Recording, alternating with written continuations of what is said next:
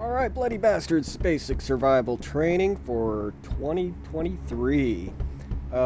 Because my tutorials from last year, a lot has changed, and a lot of my advice is obsolete. Like, a lot of my advice will get you killed. So I gotta do this again for the new players. I got visible touch points on, and visible joysticks, so you can see what my finger's actually doing.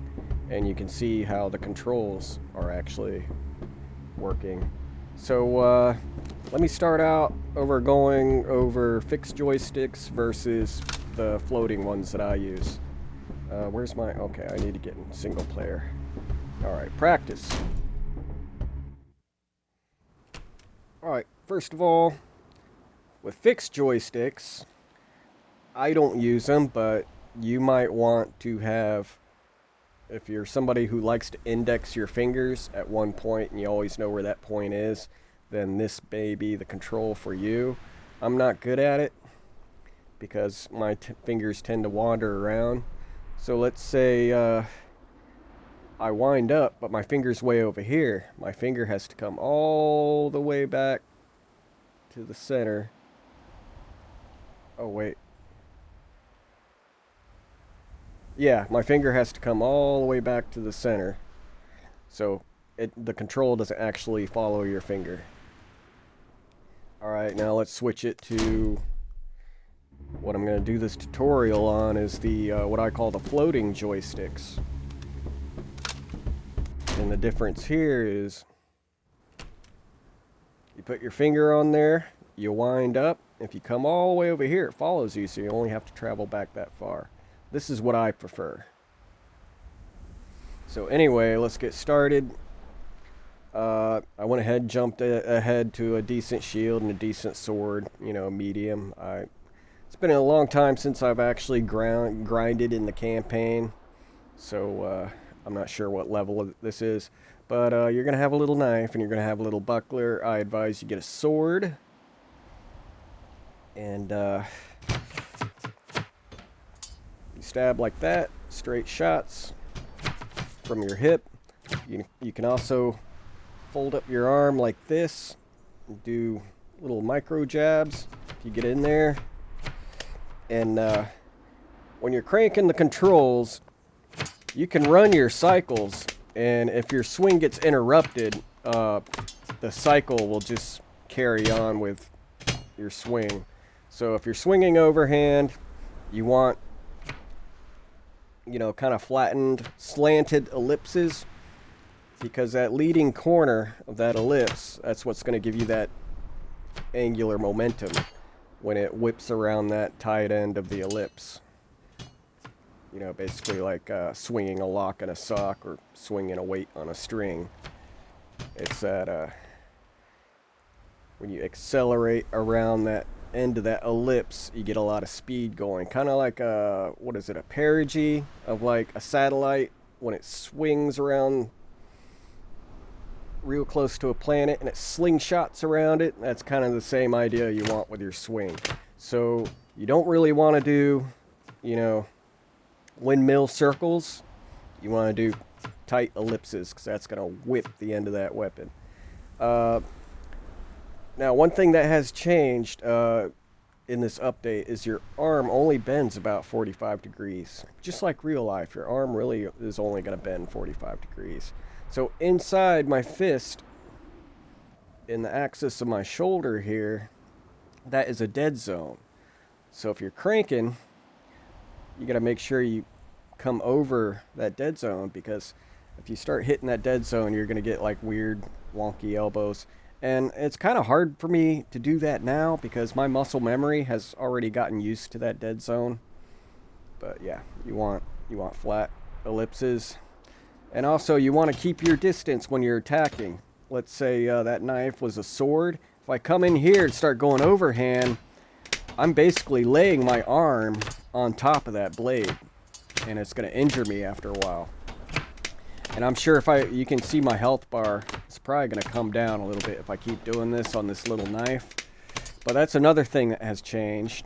with the swing radius is because your elbow is always jutting out. Your elbow will get caught on shields and everything. So you always want to back up, and you want to focus on sniping those hands mostly. And with a sword, you can snipe those hands a lot better with upward swings. So that has changed a lot. So where am I going? I'm gonna have to cut this up. So there you go. You got your stabbing, which is kind of like the same thing. I'm not very good at stabbing, but I'm getting better at it because the game requires a lot of underhand work too. You can't just go in there Andy Kaufmaning anymore, because you're gonna lay your hands right on their weapon. And of course, if they have a weapon in this hand, all they have to do is hold it forward like that, and if you're coming in like this, you're just gonna land right on top of it. But you know, you can have a weapon in this hand because you'll have more reach striking with that weapon. But the only problem is you kind of need shields nowadays. That's one thing I used to say is don't bother with a shield, because if this gets deleted, this is all you have.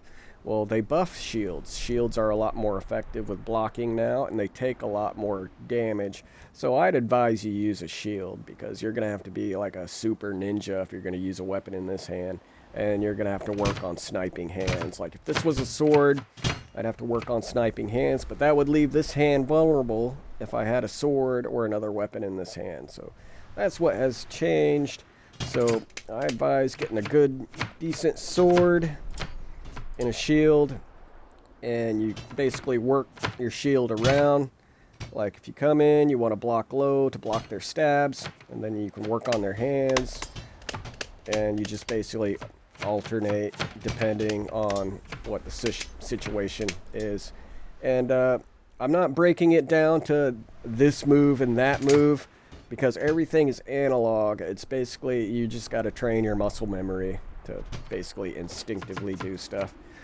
And you notice my stabbing isn't that great. I still got to train my muscle memory to do that. But overhand, I'm pretty damn accurate with overhand. I could pretty much hit anything overhand. Well, I'm not very good with swords in my right hand. I normally use a headed weapon like an axe, a mace, or a hammer, because you have that weight at the end, which whips that angular momentum better. Swords are generally better for stabbing. Anyway, let's switch over to double-handed weapons.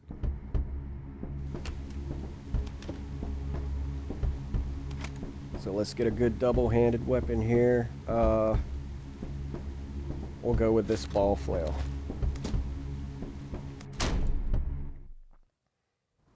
Alright, you can swing with just your right hand like that, but you're not going to get a lot of power, and you can kind of control your range with your left hand.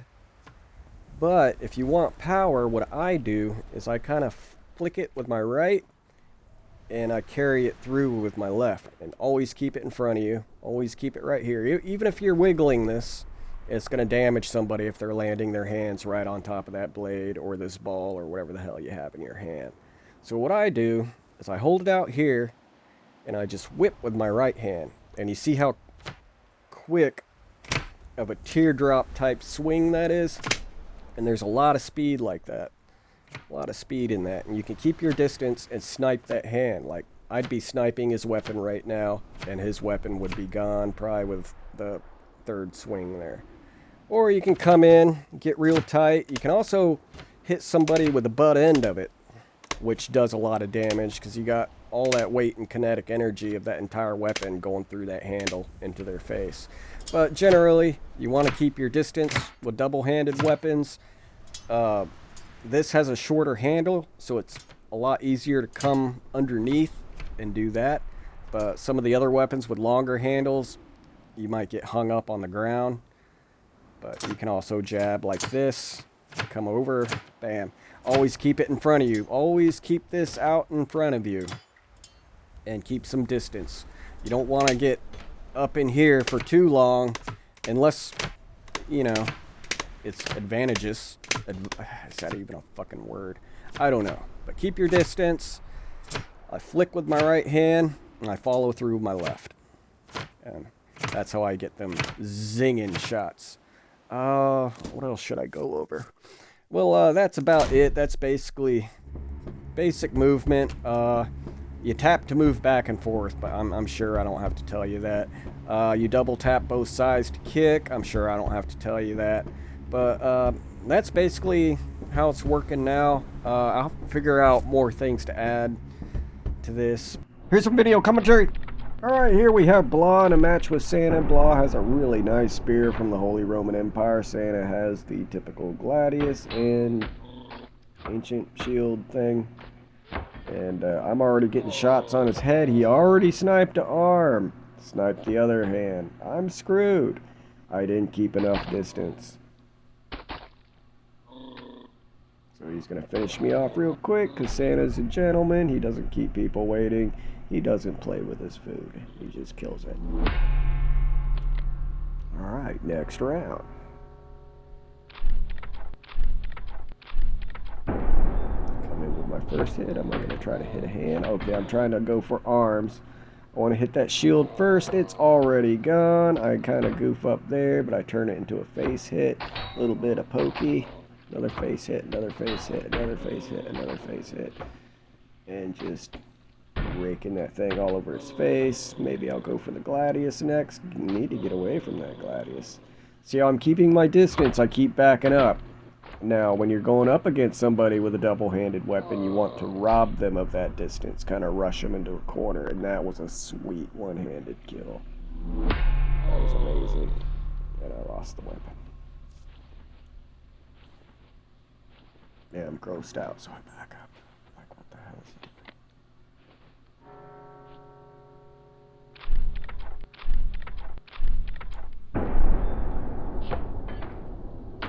Alright. It's kind of a wasted swing there. I back up, get a couple face shots in. Basically just clipping him with that tip.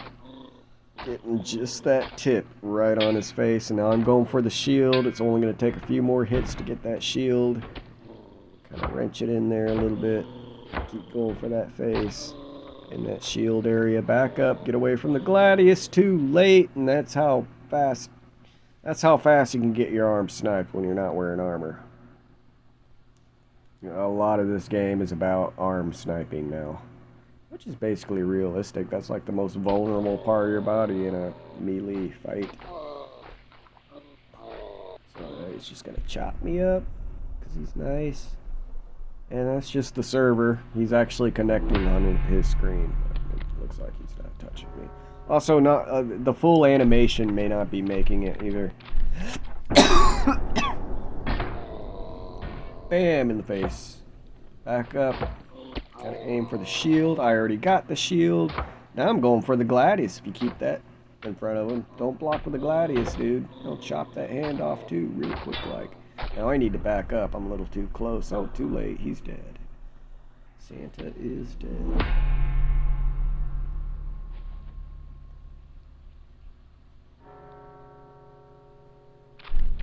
Ooh, I wonder what I'm going to do next. Probably go for a face hit. Alright, face hit. Bam. Bam. Back up, back up, back up. Get away, get away.